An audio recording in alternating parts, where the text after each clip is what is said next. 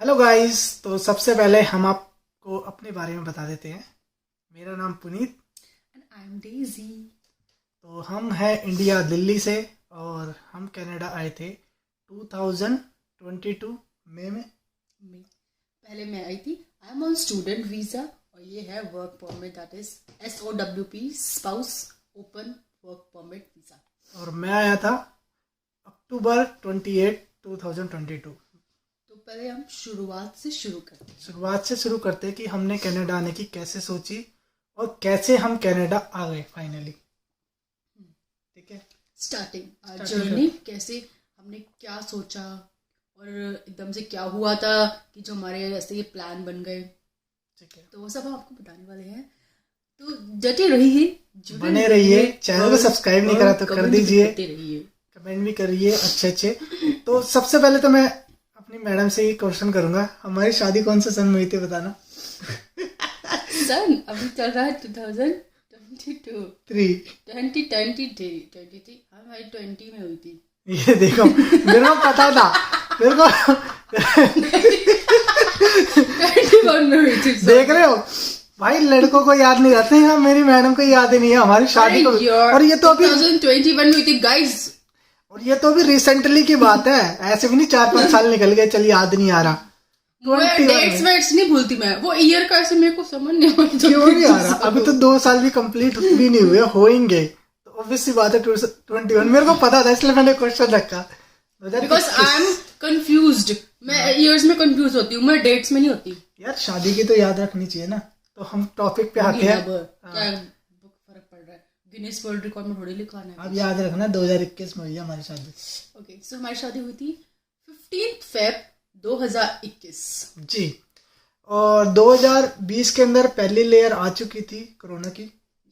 उसके बाद लेयर नहीं वैसे वही होती है, लेयर बाई लेयर आती गई है, वेव होती है ना हमारी, लेयर बाई लेयर। मेरे को याद है, जैसे आपको ये याद नहीं तब मेरे को ये याद है। तो हमारी देख लो ऐसे बनती है, तभी हम यहाँ पहुंच गए खट्टी मीठी।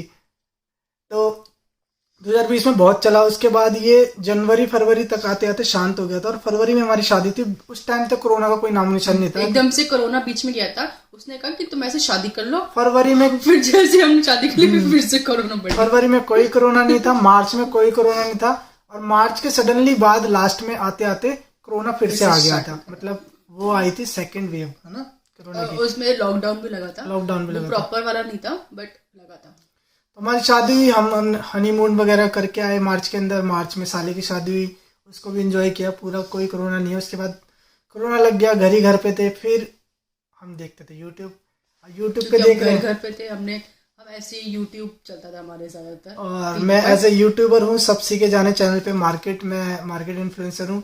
तो वहाँ पे मैं मार्केट एक्सप्लोर करता था, लोगों को बिजनेस की अपॉर्चुनिटी कैसे मिल सकती है, लोगों का बिजनेस कैसे ग्रो हो सकता है, ये सारी चीज़ें वहाँ पे मैं बताता था। और लोगों का होता भी था, मुझसे जो कनेक्ट होते थे। तो फिर मैं मतलब लॉकडाउन में काम नहीं कर सकता था, मार्केट ही जब बंद थी। फिर हम यूट्यूब देख रहे थे, तो यूट्यूब पे हम देखने लगते थे कि यार माता के जाएंगे, माता के हमने वीडियो देखना शुरू कर दी। फिर माता की वीडियो देखते देखते कोई जा रहा है लॉकडाउन में, कोई ना कोई तो जाते थे, ब्लॉग डालते थे कि यार खुल रहा है, एक बंदा जा रहा है, के बाद जाएंगे, हम जाएंगे। फिर वो देखते देखते हम ट्रैवल ब्लॉग देखने लगे। ट्रैवल देखते देखते हम जैसे कंट्रीज बाय कंट्री सजेशंस में आती रही। फिर इंटरनेशनल कंट्रीज आने लगी, ऑस्ट्रेलिया का आने लगा, यूरोप की कुछ कंट्रीज आने लगी, न्यूजीलैंड की आने लगी। तो फिर हम करे यार ये सही है, मस्त लाइफ जी रहे हैं, खुला मौसम, कितना अच्छा है बाहर का सब कुछ, काश हम भी जाते, ये होता। फिर मैंने कहा यार अभी देर थोड़ी है, हम यंग है ना, कोई हमारा बेबी हुआ कुछ हुआ, तो डिसीजन तो अभी ले सकते हैं। देखते देखते सोचते थे कि ये जाते कैसे हैं, हमको यही नहीं पता था कि लोग क्या प्रोसेस क्या होता है जाने का, कितने यहाँ पे से अलग अलग, अब तो पता चल गया इतने अलग अलग तरीके से आप आ सकते हो। तो पहले प्रोसेस ही नहीं पता था, तो ये जानना था कि किस तरीके से आ सकते हैं, क्या होता है ऐसा जिससे हम बाहर जा सकते हैं, पॉइंट सिस्टम क्या होता है, ये सब चीजें पता ही नहीं थी हमें कि पॉइंट सिस्टम चलते हैं, CRS स्कोर चलता है कनाडा के लिए, वहां के लिए अलग चलता था। तो अब तो धुंधला हो चुका है, सबके अलग अलग मतलब टेबल थे। हमने न्यूजीलैंड का सबसे पहले सर्च किया कि यार न्यूजीलैंड अच्छी कंट्री है, इनके फ्रेंड भी कोई गई हुई थी, तो इसने बोला मेरी कॉलेज फ्रेंड भी गई हुई है वहाँ पे, ऑलरेडी मैडम की मास्टर हो रखी थी और मैं ग्रेजुएट कर रखा था। तो इसने उससे पूछा, कह रही हाँ मैं गई हूँ ऐसे ऐसे। फिर हमने न्यूजीलैंड का सर्च किया, फिर हमें ये था कि न्यूजीलैंड में स्टडी वीजा तो मिल जाएगा, पीआर मुश्किल है, मतलब परमानेंट रेजिडेंट। फिर हमने उस चीज के बारे में और अच्छे इन डेप्थ से पढ़ा तो पता चला यहाँ पे स्टडी करने तो जा सकते हो, लेकिन PR that is permanent resident मिलना आपको मुश्किल है, वो प्रोसेस थोड़ा दूसरा है। फिर हम दूसरी कंट्री पे स्विच हुए, वो थी ऑस्ट्रेलिया। फिर ऑस्ट्रेलिया के भी हमने सारे सिस्टम देखे। एक वीडियो आप देखते हो ना तो यूट्यूब सजेस्ट करता रहता है वही चीज। फिर ऑस्ट्रेलिया का पॉइंट सिस्टम देखा, अलग अलग देखा, प्रोविजंस वाला अलग था, उसका अलग था, 2-3 टेबल थे अलग अलग। तो उस टाइम पे हम डीपली हर चीज, मतलब हम अपना खोल सकते थे। अगर किसी को वीजा बनवाने या करवाने तो हम गाइड कर सकते थे, इतनी रिसर्च कर ली थी हमने। फिर उसमें ही पता लगा कि ऑस्ट्रेलिया में भी जाओ, लेकिन चांसेस 50-50 है कि आपको मिल भी सकता, नहीं भी मिल सकता। इतने पैसे लगाएंगे, आपको ऑस्ट्रेलिया भी नहीं देता पीआर। इतने पैसे लगा के फिर नहीं मिलेगा तो फायदा नहीं है। फिर लेकिन मेरे को तो था कि ऑस्ट्रेलिया बेस्ट कंट्री है वैसे देखा जाए तो। हम दोनों के लिए यही था, फर्स्ट प्रेफरेंस ऑस्ट्रेलिया ही थी, क्योंकि वहाँ का वेदर भी थोड़ा हमें सूट करता, सेम इंडिया जैसा होता और थोड़ा क्लोज भी था इंडिया से आना जाना। फिर थर्ड ऐसे ही फिर यूके भी देखा, बट उसमें ये था यूके में जाना इजी था, जाना इजी है, वहाँ पे आइल्स भी नहीं था। और फिर नया ऑफर ये भी चल गया था कि 1 साल पे 2 साल का वर्क परमिट भी मिल रहा है, तो यूके ज्यादा इजी था। लेकिन यूके की वही परेशानी। फिर उसके बाद यूरोपियन 2-3 कंट्री भी देखी। फिर लास्ट में हमने देखा सब कनाडा करते रहते हैं। कनाडा को इसलिए डाउन पे लिया जाता है कि इजी हो जाता जाना, लेकिन कंट्री भी ये भी एक नंबर है। अब यही मुश्किल कर दे तो ये भी बढ़िया है ना। यहाँ पे बस ये है क्योंकि पीआर हमने ये देखा सारा कंट्रीज का डिफरेंस करके, ये पता चला कि कनाडा जो है स्टडी करने यहाँ जा सकते हैं और यहाँ पे पीआर प्रोसेस भी आपको इजीली मिल जाएगा। मतलब अगर आप पैसा लगा रहे हो, अगर आपका मन है वहीं पे रहना, तो आप रह सकते हो, इजी है यहाँ पे। मतलब पीआर आप ले सकते हो अगर स्टडी पे जा रहे हो। विद इन 3-4 मैक्सिमम 5 इयर्स में मिल ही जाती है, क्योंकि 5 साल तो देते हैं यहाँ पे रहने के लिए। हमने ये देखा कि हम सोचा किस तरीके से जा सकते हैं। स्टूडेंट वीजा होता है, बाकी वर्क वीजा होता है। वर्क वीजा के लिए आपको लाइक एक्सपीरियंस पूरा होना चाहिए। लाइक आप जिस कंट्री में ऑलरेडी हो वहाँ पे लाइक एक्सपीरियंस होना चाहिए, 6 भी पॉइंट मिलते हैं। 5 से ज्यादा एक्सपीरियंस तो आपका होना चाहिए जॉब के अंदर, जो मेरे पास नहीं था, क्योंकि मैं तो रिसेंटली मैंने मास्टर्स की थी, मेरे पास इतना एक्सपीरियंस जॉब का था नहीं, तो वो तो कैन आउट हो गया, वर्क तो लग नहीं सकता। एक था डायरेक्ट एंट्री, आप कर सकते हो वर्क एक्सपीरियंस के ऊपर, स्टूडेंट का था और कोई आपको स्पॉन्सर कर रहा था। 3-4 ये थे वीजा के वहाँ पे। तो डायरेक्ट के लिए हमारा स्कोर कम पड़ रहा था, क्योंकि वर्क एक्सपीरियंस उनको था नहीं और मेरा वर्क एक्सपीरियंस काउंट होगा नहीं, क्योंकि मेरा सारा ऑनलाइन बिजनेस था। अमेजोन फ्लिपकार्ट पे भी मैं सेलर था और बाकी मार्केट यूट्यूबर तो था ही, इन्फ्लुएंसर, तो वो सेल्फ में आ जाता, वो भी वर्क एक्सपीरियंस में काउंट नहीं किया जाता। तो ये सारी चीजें थी। ऑप्शन यही था कि स्टडी वीजा पे जा सकते हैं। हमने सब कुछ देख दाख के डिसाइड किया कि मैं स्टूडेंट वीजा पे जा सकती हूँ, वही एक सेफ जोन है, एक सेफ तरीका है। फिर हमने सोचा कि आइल्स की तैयारी करने से पहले एक बारी हम कंसल्टेंट पे जाते हैं, एटलीस्ट पता तो लगे प्रोसेस क्या है, क्या क्या अपॉर्चुनिटी है। तो वहाँ पे गए, उन्होंने कहा एडमिशन हो जाएगा, इनकी मतलब बैकग्राउंड चेक किया जब कि इनका एडमिशन हो जाएगा, 3-4 कॉलेज हम आपको सजेस्ट कर देते हैं, उनमें से हम भर देंगे। उन्होंने हमें कम से कम नहीं तो 8-9 कॉलेज बताए, 8-9 कॉलेज बताए थे। और उन्होंने 1 साल का कोर्स भी बताया था कि 1 साल प्लस वहाँ जाके 1 साल का और लेना, फिर उसके बाद हो जाएगा। मैंने बोला मेरे को लफड़ेबाजी नहीं चाहिए, वहाँ जाके रूल चेंज हो गया कि नहीं देते ऐसे या जो भी है 1 साल बाद, तो रिस्क नहीं लूंगा। मेरे को अगर लेना है तो 2 साल का लेना है, क्योंकि 2 साल पे 3 साल का वर्क परमिट है और 1 साल पे 1 साल का ही है। फिर 2 साल वाले उसने 2-3 कॉलेज बताए, मुझे एक कॉलेज पसंद आया, घर पे जाके रिसर्च की मैंने उसके बारे में, और लैम्पटन कॉलेज था वो। और उसकी खास बात ये थी कि उसके अंदर आपकी जो फी नहीं लगती थी, एडमिशन फी $100 होती है फॉर्म की, वो नहीं लगती, मतलब 6,000 रुपये वो भी नहीं लग रहे थे। तो आप अप्लाई कर सकते हो, आ जाएगा नंबर तो पता लग जाएगा। हमने उसी में अप्लाई करने के लिए कहा, उन्होंने कहा 2-3 और भरो। मैंने कहा बोला अभी एक ही करके देखते हैं, ट्राई करते हैं। मेन टेक का देखा था मैं, अगर हो गया तो ठीक है। फिर मैं बोला ठीक है हम इसमें अप्लाई कर देते हैं, आप आइल्स की तैयारी शुरू करो। यहाँ से अप्लाई कर दिया, तो वहाँ से वो भी आ गया, क्या कहते हैं, एडमिशन के लिए कि आप ज्वाइन कर सकते हो। वहाँ पे हमें बस आइल्स की मार्कशीट सबमिट करनी थी। यहाँ पे आइल्स की तैयारी ऑनलाइन चल रही तैयारी तो चल ही रही थी, वो ऑनलाइन क्लास ले रहे थे आइल्स ऑनलाइन की, क्लासेस में चल रही थोड़ा थी। बहुत यूट्यूब से भी सीख रहे थे, साइड कोरोना बाय था, साइड कोचिंग सेंटर्स वगैरह सब बंद बंद थे, थे। तो ऑनलाइन मेरी क्लासेस रोज सुबह लगती थी। रोज सुबह 9 बजे के आसपास ऑनलाइन क्लास लगती थी, 2-3-4 घंटे जो भी थे। और बस ये था कि एडमिशन का तो वहां से तो मेल आ गया था कि that you can apply college, eligible हो, बट बस वो ये था, बाद में मेरे को अपना आइल्स क्लियर होता तो वो मुझे सबमिट करना था। तो जब तक मैं अपनी प्रिपरेशन कर रही थी, फिर मैंने लाइक 1 to 1.5 महीने मैंने कुछ किया, 1.5 महीने किया था, 1.5 महीने कुछ की थी। बाद में मैंने खुद से करने लगी थी, मैं कोचिंग मैंने बंद कर दी थी, वो मैं खुद से प्रैक्टिस करने लगी थी कि अब समझते, क्योंकि जो बेसिक्स थे वो क्लियर हो गए थे कि इस तरीके से एग्जाम होता है, बस वो अपने प्रैक्टिस पे होता है, जितनी तुम प्रैक्टिस करोगे, इट ऑल डिपेंड्स ऑन जो भी उसके जो कॉन्सेप्ट्स है वो क्लियर होने चाहिए और टाइमिंग अपनी। और हुआ क्या था कि वो 4 महीने का कोर्स था सिखाने का, लेकिन 1.5 महीने में ही लॉकडाउन खुल चुका था, तो उन्होंने अपनी ऑफलाइन कर दी। ऑफलाइन उनका इंस्टीट्यूट चंडीगढ़ वगैरह दूर था, हम जा नहीं सकते थे, लेकिन इसको बेस समझ आ गया था कि एटलीस्ट होता गया। फिर इसने अपने यूट्यूब से थोड़ी बहुत प्रैक्टिस सेट वगैरह ये सब चीज़ें करके तैयारी कर ली इसने। फिर आइल्स का एग्जाम दे के आए, फिर आइल्स का एग्जाम दे के आए तो मैडम बोल रही मेरा एक पोर्शन गलत हुआ। वो कौन सा था? सही नहीं हुआ, मतलब वो उसका था रिटर्न में ये हुआ था, मेरे को टाइम मेरे को कम लगा था, उसमें था 2 क्वेश्चंस होते हैं, वो मेरे को ऐसा लगा और टाइम होता तो मैं और अच्छे से करती, बट मैंने जैसे हुआ इतनी जल्दी किया, मेरे को इतनी टेंशन हो रही थी, बट मेरा छूट गया था, ऐसे मतलब हाफ तो छूट गया था, लेकिन जब रिजल्ट आया तो कमाल ही हो गया ना। मैंने उस टाइम भी यही बोला था, कोई नहीं, फर्स्ट टाइम है, अगर किसी चीज में कमी रह गई तो सेकंड टाइम में निकल जाएगा, लेकिन मेरे को सेकंड करना ही नहीं था। और फर्स्ट में ही रिजल्ट में 6.5 7 ऐसे करके ओवरऑल 6.5 बन गए। 6 से कम किसी में नहीं आए और 6 से कम किसी में नहीं, और 6.5 से ऊपर भी हमें बैंड मिले नहीं, मतलब ओवरऑल में हमें 6.5 ही चाहिए थे, मतलब मिनिमम 6 चाहिए थे, वैसे 6.5 बन गए। उस टाइम पे 6 मिनिमम चाहिए थे। हमने सबमिट कर दिया, वहाँ से उन्होंने बोला ठीक है फीस भर दो, आपका एडमिशन हो जाएगा, सब कुछ है। फिर हमने फीस वगैरह भरी। फीस का बता देते 2 ईयर की कोर्स की फीस इसकी 24,000 समथिंग थी वो, और प्लस कोप था उसके अंदर। अगर 4,000 इट्स कैनेडियन डॉलर। अगर कोप आपका लेते हो तो आपको फीस उसमें नहीं देनी पड़ेगी, अगर कोप नहीं लेते तो लास्ट सेमेस्टर में भी आपको 3 से 4,000 डॉलर भरने पड़ेंगे, तो ओवरऑल 28,000 आपकी फीस बनती है। तो आप INR में कन्वर्ट कर सकते हो खुद से, ठीक है। तो ये सारी चीजें थी, आप देख लेना। तो मैंने इसकी 2 सेमेस्टर की शुरू में भर दी थी 8,000 समथिंग, और 8,000 समथिंग 16,000 शुरू में भर दी, और अब 8,500 अब भरनी है।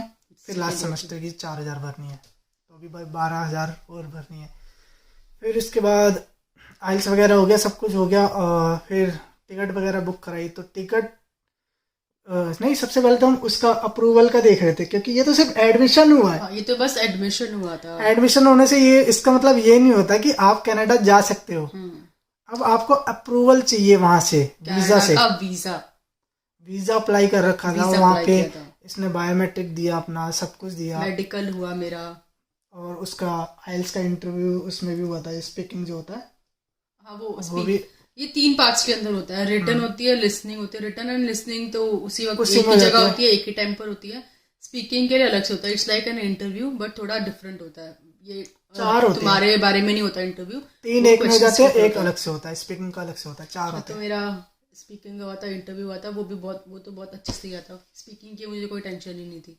इसकी हो गई, आइल्स अपना क्लियर हो गया। फिर इसके बाद अपना हमने जो कनाडा वीजा अप्लाई किया स्टडी के लिए, और उसमें बायोमेट्रिक वगैरह सब कुछ करने के बाद सब कुछ क्लियर हो गया। फिर हम डेली वीडियोस देख रहे हैं यूट्यूब पे कि कहाँ तक पहुंचा, रिजल्ट हमारा अप्रूव होगा नहीं होगा, वीजा मिलेगा नहीं मिलेगा, PPR हमारी आएगी नहीं आएगी, PPR बोलते हैं उसको। तो रोज रात को मेरे को नींद ही नहीं आती। अब एक दिन ये सो गई और एक दिन फोन की घंटी बजी, टिड़िंग, मैंने इसका मेल चेक करा, और जब रात के हमारे बज रहे थे 3:30 कुछ 3:30, दैट मीन्स यहाँ पे सुबह हो रही थी, वही 12 बजे का टाइम था यहाँ का कनाडा में मॉर्निंग। और मैंने इसको इंस्टेंट बोला यस हम हो गए, पहली बार में सफल हो गए। ये एकदम से डर गई, रोने लगे। करे वो चैनल पे वीडियो ऑलरेडी डली हुई है, जब वीजा अप्रूवल हुआ था एकदम रोने लगी, डर गई है। सो रही थी अपने अच्छी सी नींद में, मैंने देखा एकदम से तेज भाई तो ये डर गई भाई। तो हो गया। फिर इसके बाद अपना इसको नेक्स्ट था टिकट। मार्च में रिजल्ट आया था और अप्रैल के एंड में आपको जाना था। टिकट के लिए हमारे पास सिर्फ और सिर्फ 1 महीना बचा था। तो हमारी टिकट बहुत महंगी हुई, 1.5 लाख के आसपास की, 1.36 के आसपास हुई थी। उसमें प्लस इंश्योरेंस भी कराया था हमने, तो वही हमें 1.40 के आसपास पड़ी थी। एमिरेट्स फ्लाइट्स कराई, फिर मैडम गई, वो सारी वीडियो आप देख सकते हो। तो इस तरीके से हमारा ना कोई ऐसा फिक्स नहीं था कि हमें जाना ही जाना है, करना ही करना है। लोग ट्राई, हमने बस एक लक आजमाया, हो गया तो ठीक है, नहीं तो अपना तो चल ही रहा है, बढ़िया है। स्मूथली 1 by 1 हमारा स्टेप बाय स्टेप सब कुछ क्लियर होती गई। क्योंकि हमारा जो होता है ना, कहते हैं कुछ लिखा होता है तो वो आगे से आगे काम बनते रहते, लेकिन ट्राई करना पड़ता है। बस हमने ट्राई किया, हो गया। हमने कॉलेज भी एक ही अप्लाई किया, वरना तो लोग पता नहीं 2-2 3-3 करते हैं, क्योंकि उनको जाना होता है तो उनको टेंशन होती है किसी में तो आएगा, किसी में तो हमको पता आएगा तो आएगा, नहीं आएगा तो कोई बात नहीं आएगा तो कोई बात नहीं। तो ये सारी चीजें थी। फिर मैडम जो गई वो वीडियोज आप देख सकते हो। फिर मे इनटेक था मेरा। यहाँ पे 3 इंटेक्स चलते हैं। तो एक जैन का होता है, एक मई होता है, सितंबर होता है। तो मेरा मई वाला था, जब यहाँ पे समर्स थे। तो मई में मैं अप्रैल के एंड में आई थी।